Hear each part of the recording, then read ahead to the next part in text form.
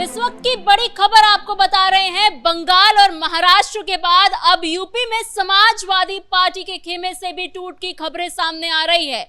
योगी cabinet के मंत्री ओम प्रकाश राजभर की तरफ से ये दावा किया गया है, जिसके बाद से अखिलेश यादव के होश उड़ गए हैं और माना जा रहा है कि विधानसभा चुनाव से पहले अखिलेश यादव को बड़ा झटका लग सकता है। इसी पर और जानकारी के लिए मेरे साथ मौजूद है मेरे सहयोगी नवेंदु जी। सर, क्या समाजवादी पार्टी में अब टूट देखने को मिल रही है? क्योंकि विपक्ष की हालत ऐसी ही खराब दिख रही है, महाराष्ट्र में हो चाहे बंगाल में हो, टूट की खबरें आई हैं। क्या अब यूपी में अखिलेश यादव की बारी है? देखिए, निश्चित तौर पर उत्तर प्रदेश का जो चुनाव होने वाला है, पूरे देश की नजर उस पर टिकी हुई है। और इस वक्त पूरे देश में जो सियासी घटनाक्रम देखने को मिल रहा है, चाहे आप पश्चिम बंगाल की बात कीजिए, महाराष्ट्र की बात कीजिए, तमिलनाडु की बात कीजिए। सबसे पहले पश्चिम बंगाल में पूरी टीएमसी पार्टी टूट गई। ममता बनर्जी के हाथ से सब कुछ चला गया। उनके 28 में से करीब 20 सांसदों ने उनसे नाता तोड़ दिया और अब वो एनडीए का समर्थन करेंगे। वहीं महाराष्ट्र में ऑपरेशन टाइगर हुआ और एकनाथ शिंदे के समर्थन में उद्धव के 6 सांसदों ने अपना समर्थन दे दिया। और जिस तरीके से महाराष्ट्र और पश्चिम बंगाल में बड़ी टूट देखने को मिली, अब बारी उत्तर प्रदेश की है, ऐसा योगी सरकार में मंत्री ओम प्रकाश राजभर का दावा है। देखिए, ओम प्रकाश राजभर अगर इस बात का दावा कर रहे हैं, यानी अंदर खाने कुछ न कुछ रिपोर्ट तो उनको मिली होगी। और ऐसा नहीं है कि पश्चिम बंगाल और महाराष्ट्र में अगर विपक्षी खेमे में टूट होती है तो उत्तर प्रदेश में नहीं हो सकती। उत्तर प्रदेश के बगल में बिहार है, वहां भी टूट की खबरें चरम पर है। हमने देखा कैसे अभी राज्यसभा चुनाव में आरजेडी के जो विधायक हैं फैजल रहमान, उन्होंने पार्टी से बगावत कर दी। और कहा जा रहा है कि 24 में से जो 23 विधायक हैं, एक तो तेजस्वी यादव हैं, उनमें से भी बहुत सारे विधायक जो हैं वो एनडीए के संपर्क में हैं। यानी महाराष्ट्र बंगाल के बाद आपको बड़ी टूट बिहार में देखने को मिल सकती है और बिहार से होते हुए ये कारवां उत्तर प्रदेश तक जा पहुंचेगा, क्योंकि उत्तर प्रदेश में भी अखिलेश यादव की जो रणनीति है उसके चलते बहुत सारे विधायकों में, बहुत सारे सांसदों में नाराजगी होगी। भले ही वो अभी सामने नहीं आ रहे होंगे, वो उस समय का इंतजार कर रहे होंगे जो उनके लिए सबसे बेहतरीन समय होगा और उस समय वो अचानक से कोई बड़ा फैसला लेंगे जिसके बाद अखिलेश यादव के होश उड़ जाएंगे। क्योंकि आप देखिए, उत्तर प्रदेश में समाजवादी पार्टी के पास 37 सांसद हैं और ये अपने आप में बहुत बड़ी उपलब्धि है। 2024 के लोकसभा चुनाव में सपा की ओर से बहुत ही दमदार प्रदर्शन किया गया था और समाजवादी पार्टी कांग्रेस मिलकर चुनाव लड़ी थी तो 43 सीटों पर सपा और कांग्रेस ने जीत दर्ज की थी और बीजेपी को करारी हार का सामना करना पड़ा था, क्योंकि दावे हो रहे थे बीजेपी की तरफ से सभी 80 सीटें जीतने की, लेकिन हमने देखा बीजेपी कैसे 32-33 पर सिमट गई। तो ऐसे में अखिलेश यादव उस जीत को भुनाने में आगे चलकर कामयाब नहीं हो पाए और उपचुनाव में जो परिणाम देखने को मिला उसमें समाजवादी पार्टी की करारी हार हुई। तो योगी आदित्यनाथ को जो समर्थन मिल रहा है उत्तर प्रदेश में, सपा के भी सांसदों और विधायकों को शायद इस बात का एहसास हो रहा होगा कि उनका भविष्य जो है समाजवादी पार्टी में बहुत ज्यादा सुरक्षित नहीं है सियासी तौर पर, क्योंकि योगी की लहर उत्तर प्रदेश में चल रही है। और जिस तरीके से समाजवादी पार्टी के पहले भी 4-5 एमएलए टूट करके आए हैं, चाहे पूजा पाल की बात हो, राकेश पांडे की बात हो, अखिलेश यादव को वैसे ही झटका लग चुका है। तो ऐसे में अगर कोई नया विधायक या सांसद टूट करके आता है इस खेमे में, तो इसमें कोई बहुत ज्यादा हैरानी नहीं होनी चाहिए, क्योंकि उत्तर प्रदेश में भी समीकरण जो है वो पिछले कुछ समय से लगातार बन रहे हैं। और अखिलेश यादव की जो राजनीति रही है, आपने देखा होगा कुछ समय पहले तक कुशीनगर के जो विधायक हैं बीजेपी के, उनके आवास पर एक बैठक हुई थी पीएन पाठक के घर पर। वहां पर बहुत सारे ब्राह्मण विधायक पहुंचे थे और जानकारी तो ये भी सामने आई कि समाजवादी पार्टी के खेमे के भी कुछ ब्राह्मण विधायक पहुंचे थे। तो सवर्ण विधायकों में, सवर्ण सांसदों में कुछ नाराजगी तो है अखिलेश यादव को लेकर, और इसी नाराजगी का फल है कि अखिलेश आजकल शंकराचार्य के पास लगातार जा रहे हैं, उनके जरिए जो है ब्राह्मणों को साधने की कोशिश कर रहे हैं। ओम प्रकाश राजभर ने यह भी कहा है कि जो राम गोपाल यादव हैं, उन्होंने गृह मंत्री अमित शाह को चिट्ठी लिखी है। तो चिट्ठी में क्या लिखा गया था? क्या अब वो बीजेपी के संपर्क में है?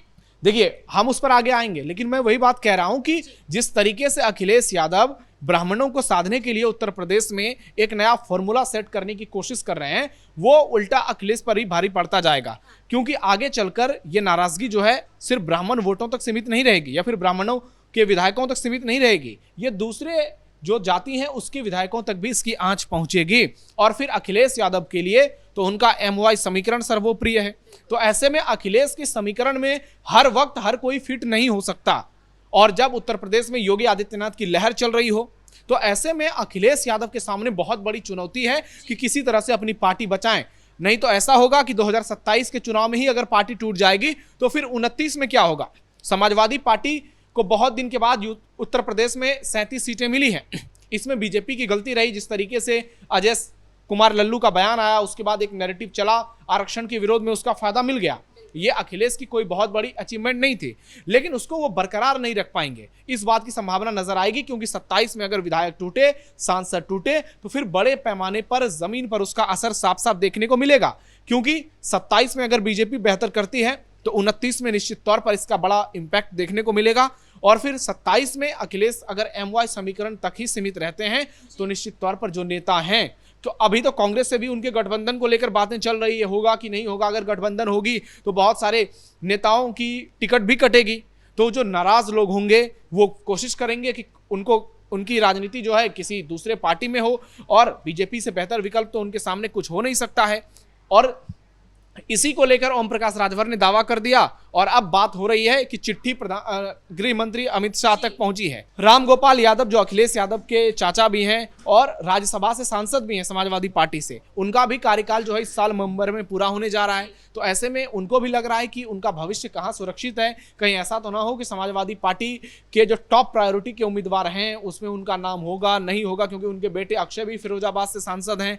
तो ऐसे में बहुत सारी बातें चल रही है। ओम प्रकाश राजभर किस आधार पर ये बातें कह रहे हैं ये तो समझ में आ रहा है, लेकिन अगर राम गोपाल यादव टूटते हैं तो ये सिर्फ पार्टी में टूट नहीं होगी, ये परिवार में टूट होगी। फिर 37 में से 25, 30, 35 कितने सांसद चले जाएंगे, इस पर जो है कोई अभी से आधिकारिक तौर पर कुछ नहीं कह सकता, क्योंकि हमने देखा कि जो उद्धव ठाकरे की शिवसेना है उसके 9 में से 6 सांसद टूट जाते हैं, यानी 2/3 टूट होती है बड़े पैमाने पर। तो आप समझिए कि अखिलेश यादव जो देश के सबसे बड़े सियासी सूबे में सबसे बड़ी विपक्षी पार्टी को उसका नेतृत्व कर रहे हैं, फिर उनके हाथ से सब कुछ चला जाएगा।